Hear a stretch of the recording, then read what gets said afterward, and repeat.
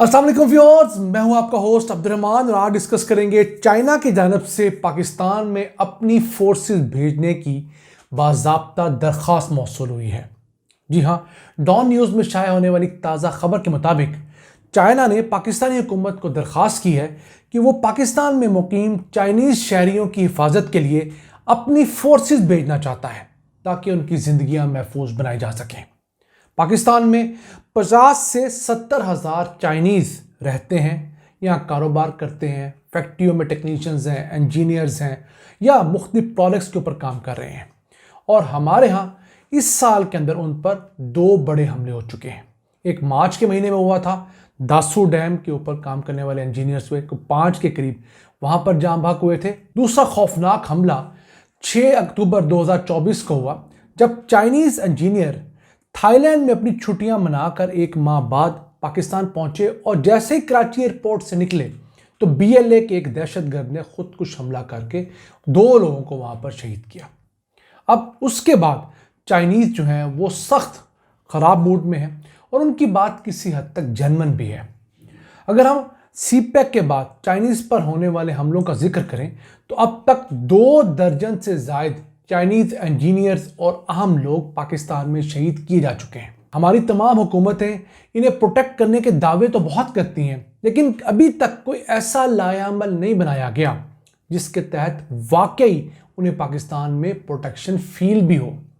अभी गुज़िश्ता दिनों मुशाहिद हुसैन सैयद बता रहे थे कि एक चाइनीज़ इन्वेस्टर उन्हें मिलने उनके घर आए तो उन्हें बताया कि मैं अफगानिस्तान की माइनिंग इंडस्ट्री में बहुत लंबी चौड़ी इन्वेस्टमेंट कर रहा हूँ। मुशाहिद हुसैन सैयद ने उनसे पूछा कि आप पाकिस्तान में इन्वेस्टमेंट क्यों नहीं कर रहे? तो वो कहने लगे कि जनाब, मैं यहाँ से अफ़गानिस्तान में ज़्यादा सेफ फील करता हूँ और यही पाकिस्तान के दुश्मन चाहते हैं, यही BLA चाहता है, यही तहरीक तालिबान और तमाम अलहदगी पसंद चाहते हैं। तो हम उन्हें एक किस्म का फ़ायदा पहुँचा रहे मुल्क के अंदर एक ख़राब हालात की वजह से। अब हुकूमत चाहती है कि चाइनीज़ फोर्सेस पाकिस्तान ना आए, जिस तरह चाइना ने तंग आकर एक अफ्रीकी मुल्क जिबूती में अपनी फोर्सेस उतारी, फिर ताजिकिस्तान में एक बेस बनाई, फिर क्यूबा और कंबोडिया में भी अपनी थोड़ी सी नफरी रखी है। क्यों? इससे पाकिस्तान की बहुत बदनामी होगी। पाकिस्तान कह रहा है कि आप हमारे साथ जॉइंट सिक्योरिटी मैनेजमेंट सिस्टम बनाएं। उनका कहना यह है कि जनाब, हम आपके साथ मिलकर ऑन ग्राउंड काउंटर टेररिज्म करना चाहते हैं, यानी कि इंसदाद दहशतगर्दी की एक्टिविटीज़ में हिस्सा लेना चाहते हैं और छापा मार या ऑपरेशन भी हम करना चाहते हैं ऐसे लोगों के खिलाफ जो चाइनीज़ इन्वेस्टमेंट को सबोताज कर रहे हैं। हमारी ख्वाहिश तो ये है कि चाइना हमारे यहाँ सैकड़ों हज़ारों अरब डॉलर्स इन्वेस्ट करे, लेकिन हाल ये है कि हमने अब तक $25 बिलियन जो इन्वेस्ट करवाए हैं उससे भी कोई ख़ास फ़ायदा नहीं उठाया और जो लोग उन पर काम करने आए चाइना से, उनकी भी हिफाजत करने में हम नाकाम रहे। इसमें तमाम हुकूमतें शामिल हैं, नून लीग की हुकूमत, PTI की हुकूमत और अब PDM की हुकूमत भी इसमें बुरे तरीके से नाकाम है। अब लेटेस्ट जो अक्टूबर के महीने में 2 चाइनीज़ की शहादत का वाक़या है, उसमें कौन सा बंदा ऐसा था जिसने बताया कि चाइनीज़ इंजीनियर इस डेट को इस टाइम पर कराची एयरपोर्ट आएंगे? कोई हमारे अंदर में लोग होंगे। फिर वहाँ से निकलने का रूट और उन पर हमले का टारगेट, ये किसी सफाक शख्स ने तो हमारे दरमियान में प्लान किया होगा ना। फिर शाह फहद नामी वो खुदकुश हमलावर जो बलूचिस्तान से आया, उसने कराची में आकर एक डबल कैबिन गाड़ी खरीदी 71 लाख रुपए की और उसकी पेमेंट बैंक के जरिए बलूचिस्तान हब के एक बैंक से कराची में ट्रांसफ़र हुई।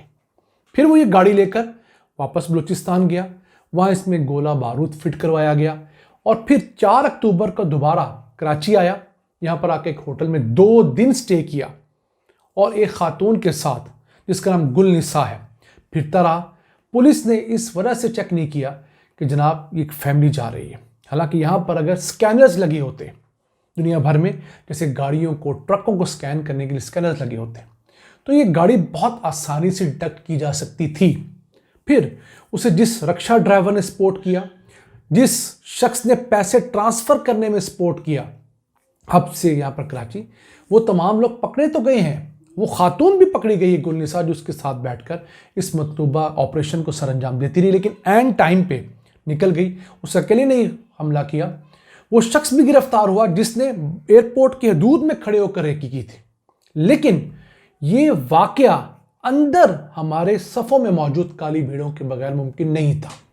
اسے توڑنے کے لیے ہمیں 3-4 بڑے اقدامات ضرور کرنے ہوں گے۔ ایک، اپنے بلوچ بھائیوں کی محرومیوں کو جینون ختم کرنا ہوگا۔ جو بھی پروڈکٹ ہم لگائیں اس کی باغ دوڑ بلوچ بھائیوں کے حوالے کریں، جینون بلوچوں کے حوالے کریں، اور لوگوں کو پتہ لگے کہ یہ پروڈکٹ بن رہا ہے تو یہ بلوچ ہی بنا رہے ہیں، تو ان کے اوپر حملے بھی کم ہو جائیں گے۔ ہم ان بلوچوں کو تیزی سے ٹریننگ دیں، ٹیکنیکل کی ٹریننگ دیں، انجینئرنگ کی ٹریننگ دیں، باقی چیزوں کی ٹریننگ دیں، خواہ وہ سینڈک ہو، خواہ وہ ریکوڈک ہو، خواہ موٹر ویز، ہائی ویز، اسکولوں کی تعمیر کے پروڈکٹس ہوں۔ پھر ملک کے اندر بھی آپ جو بلوچستان میں اٹھنے والے آوازیں ہیں ان کے ساتھ مذاکرات کریں۔ ہر کسی کے ساتھ پی ٹی آئی والا سلوک نہ کریں۔ پی ٹی آئی تو ایک سیاسی پارٹی ہے، وہ تو آپ کے ساتھ لڑ ہی نہیں سکتی، لیکن جس شخص نے بندوق اٹھا لی ہے آپ یہ کیوں امید کرتے ہیں کہ وہ خود بندوق چھوڑ کر آپ سے مذاکرات کرنے آئے گا اور پھر آپ کا دل چاہے تو اسے گرفتار کر دیں، لاپتہ کر دیں؟ ایسا نہیں ہوتا۔ آپ کو اس متعلق کانفیڈنس بلڈنگ میئرز اٹھانے ہوں گے۔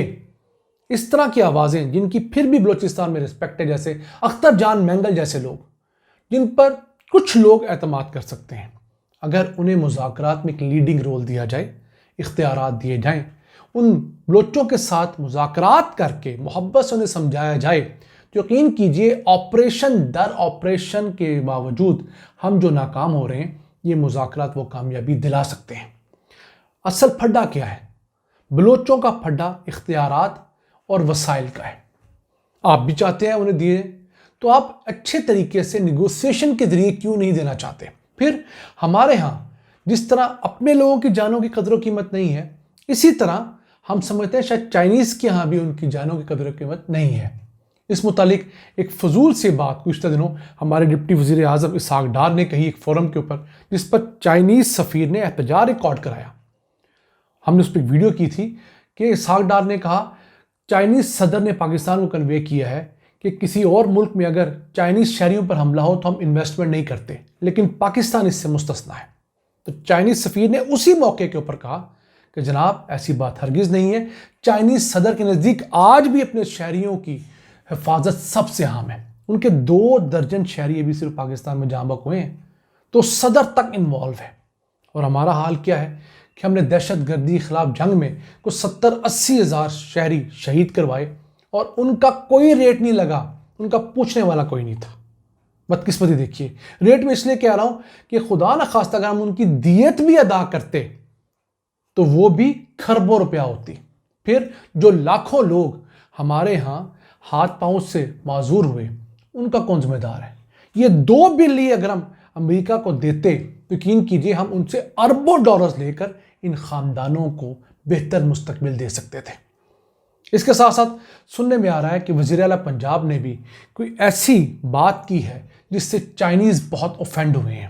اس کا ایک جو اشارہ ہے وہ گزشتہ روز حامد میر نے اپنے پروگرام میں فیصل واؤڈا کے ساتھ دیا۔ تو دیکھیے ہمارے حکمران اس اہم ملک سے متعلق بھی ایسی فضول گفتگو کرنے سے نہیں رکتے جس کے سر پر ہم آج بھی ڈیفالٹ ہونے سے بچے ہوئے ہیں۔ ناظرین، یہ تھا آج کا ایپیسوڈ۔ بڑے دکھی دل کے ساتھ ہمیں اس طرح کے ایپیسوڈز کرنے پڑتے ہیں، لیکن کچھ حالات حاضرہ سے متعلق آپ کو آگاہی دینا بھی ضروری ہوتی ہے۔ اللہ نگہبان۔